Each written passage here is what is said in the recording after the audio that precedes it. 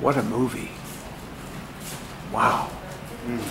What kind of response do you get at most of the screenings of The Reluctant Revolutionary?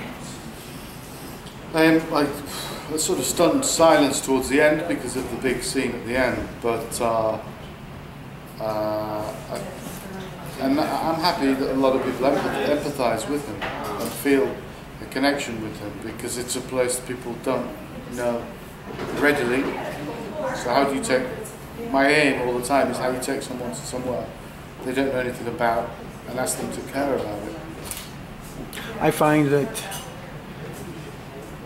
absolutely refreshing, the honesty of the imagery, and I think it's important that people see that kind of commitment for people that want to have a change, and that's something I think that is lacking in our country greatly.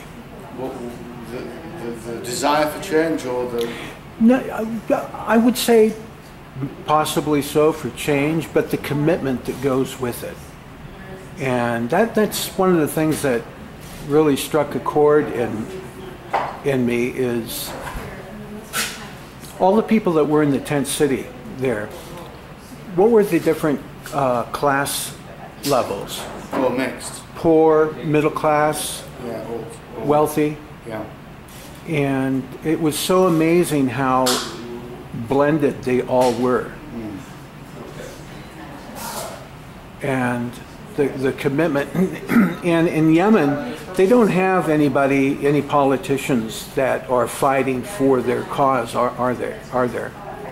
Well, it's tribal, so you win the tribal leader, and then the people follow the tribal leader. So that's how it's done, really. That's how Saleh had mastered his control, because he paid out nicely to certain tribal leaders for their backing and support of him. If they're with him, their people are with him. That's how it kind of works. That's traditionally the way it's been for many years. Yeah, still kind and of. Still is? Still kind of is. Yeah, you won't break that for a while. So still, even with the implementation of a kind of democracy, you're going to still work with tribal elders to talk to the people. Mm-hmm. What brought you to Yemen on that particular trip? Him.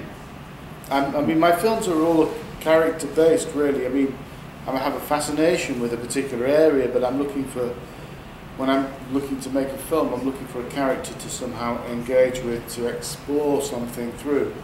So I'm looking for someone that's capable of intimate, close examination and my level of questioning, and through them to try to understand the country. So that's why I'm looking actually for English speaking, because I don't speak Arabic. And oh, you do speak Arabic? I don't. I don't. Mm-hmm. And if I did, it would be a problem, because I think it would take my audience a step further away from getting them there. So to keep it in English and to have him in English allows my audience closer connection to him.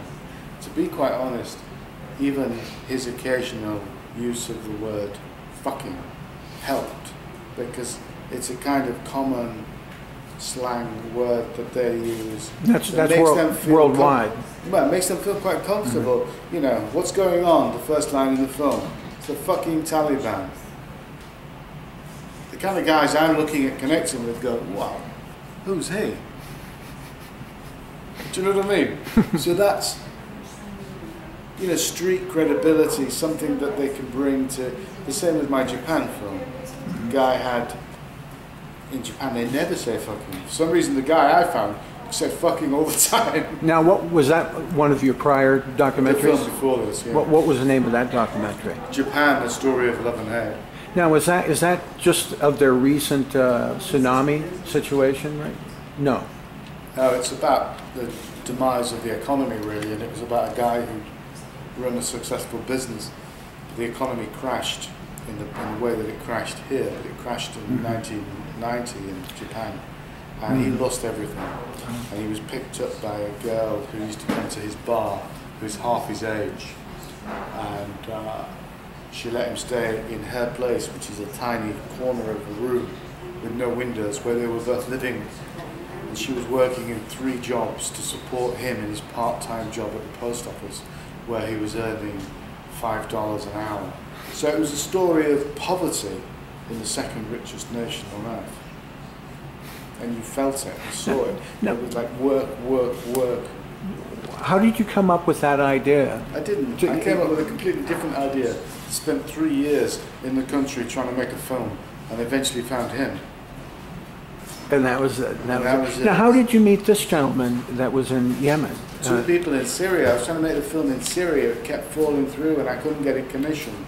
And they kept saying, "What are you looking for?" And I sort of described the kind of Arabic person I'm looking for, that is street cred, that's got 1 foot in our world, 1 foot in his world, that sort of can, translate. They were saying, "Well, I don't know anybody like that here in Syria, but I just stayed in this hotel in Sana'a in Yemen. There's this amazing guy, you've got to go and see him."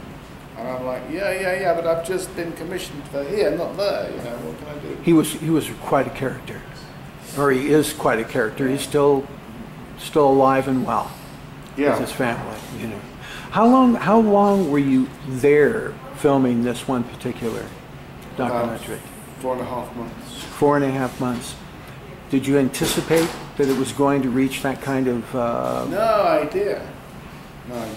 Of course, towards the end, I could sense that the net was closing in and stuff was kicking off, and that's when it got scary. I could sense stuff was going to happen. Now, is that the first time that you've found yourself in a situation like that, where you really you were pretty much sequestered there, where you were at the mercy of the elements then? Well, in 2004, I went to Iraq after the fall of Saddam Hussein to make a film for the BBC, and I'd waited after 2003 thinking that 2004 was going to be easy. I was going to be more safe, and that was when it got the most dangerous, and I was marooned in a hotel. My subject was a pianist in the hotel, and around us was all this mayhem. That was pretty similar, where it was a spate of attacks where they were kidnapping foreigners and beheading them. They beheaded a few businessmen, a few Americans and a Brit. What goes on in your head when you're in a situation like that? Obviously, I mean, from the view of the of your image on the screen, you look pretty calm, pretty cool. I don't know. I mean, I think in a way there's a blissful ignorance about things. Some people would panic and some people would be overcautious.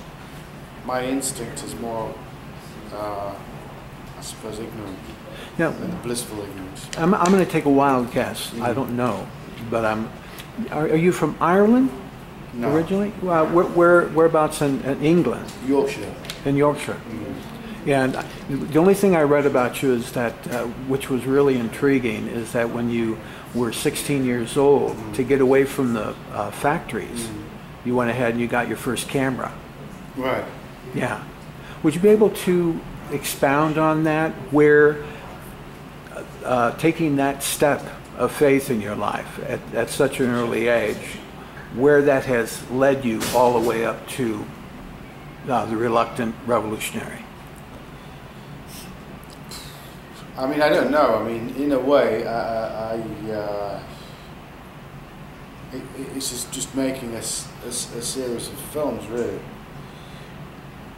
In other people's eyes, I guess it's, I mean, guys that are still working in a factory would say you've made a great success of your life because you're no longer in a factory.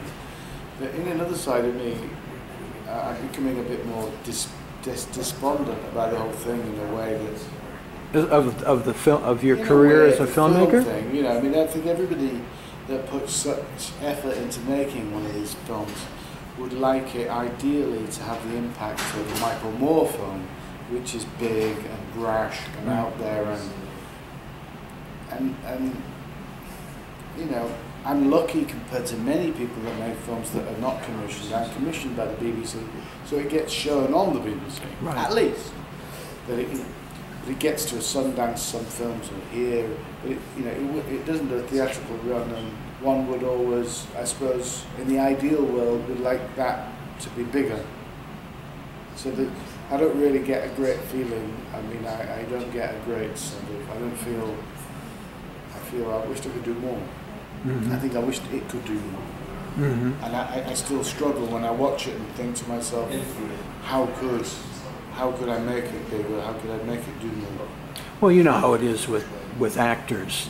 I just read a book on James Earl Jones. He was an actor for 14 years in New York when he started out, and it wasn't until The Great White Hope that was handed to him that made him a big superstar. Just takes one movie, one documentary, the right one. Like with Michael Moore. I don't know if does it take a particular sort of style or strategy, or? I don't think there was any strategy, or in pertaining to James Earl Jones. I don't think there was any strategy. It was something that he basically walked into. He worked very, very hard, and it was timely. I just think, the Michael Moore thing. You've got a kind of characterization that the people can latch onto. So he uses himself to make it. True. I think the problem is with all of these films is if you focus. It's like I tried to make films in Africa. The BBC said to me, "Listen, it's difficult enough to get an audience for your films as it is. Don't make it more difficult by going to Africa." And it's in a way by putting Case out there as the main thing that we connect to. It makes it more difficult somehow to get that big audience. It would be easier, possibly, if I put myself in there, and through me, so the audience can initially connect through me. Through me, we meet more of Case. But for me, in doing that, you somehow sacrifice something of.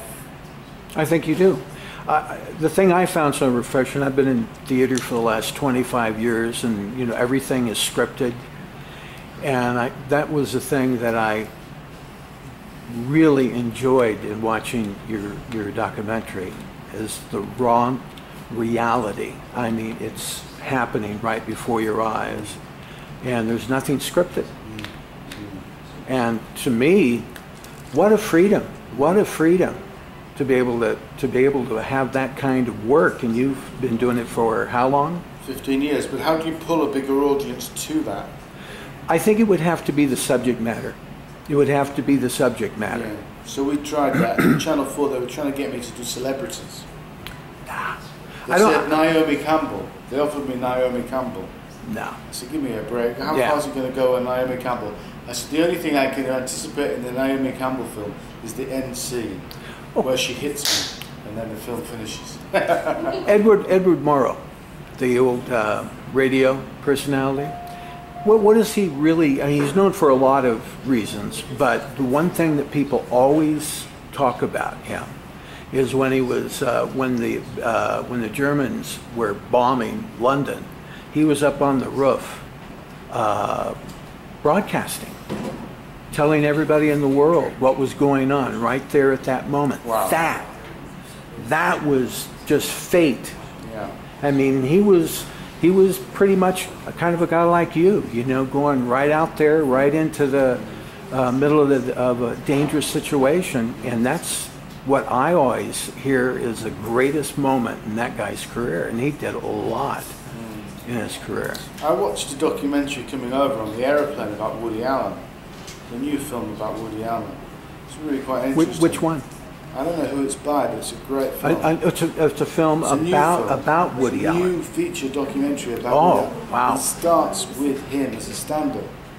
He's a stand-up comic. He's not a film director. Right. And it's his movement into movie making that's interesting, and how he, has forged himself. And Michael was saying the same thing to me earlier, how he worked his way into never ever having any. He's unique. In a way, I've got the same thing. Other people envy me because I don't get. I mean, I don't even write a thing on the paper. Yeah. And even when I change the story, not just change the story, but change the country. you are blessed. But Like you said. the grass is always greener. But you know, it's a matter of how do you bring a bigger audience to it. That's what I struggle with, because it's sort of like it does become a bit tedious after a while. when you show up at the right place, the right situation, the right political climate, whatever situation it is, where the whole world is looking, and you're the guy that's there. Yeah, but That's come on, it. what's that? The tsunami of being. Excuse me. The cane has yanked us off. Yeah. Anyway, Sean, Thank you very much. thank you so much, man. Best Like a for you. therapy class. I'll tell you, I'm gonna follow your career, man. You take care. Go onto my website and download my films. They're only $1 a piece. We will.